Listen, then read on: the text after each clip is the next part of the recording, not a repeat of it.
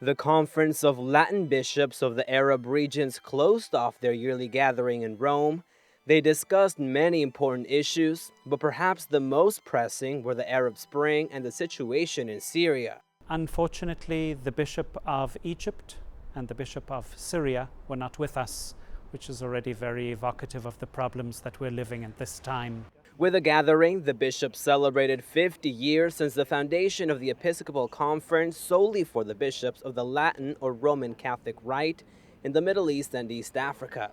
The bishops discussed their unique pastoral challenges, as well as their work with other Catholic and Christian communities.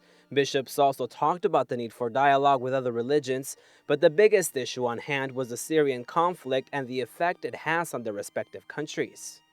The influx of Syrians into these countries has called the Church to give a very particular witness to caritas, to a real care for those refugees coming in, and through the Caritas agencies, much work is being done in order to alleviate the suffering of those coming in.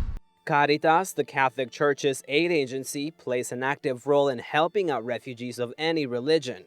The Latin bishops agreed to support Caritas as much as they can, but they also called on the international community to promote dialogue in Syria. In their statement, the bishops thanked the Pope for his continued efforts in supporting peace in the Middle East.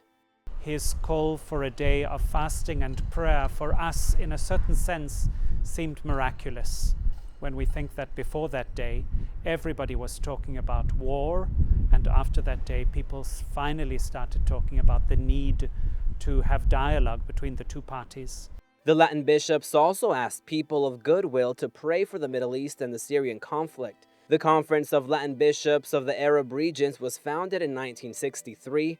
It's currently made up of 14 members representing Roman Catholics in the Middle East and East Africa.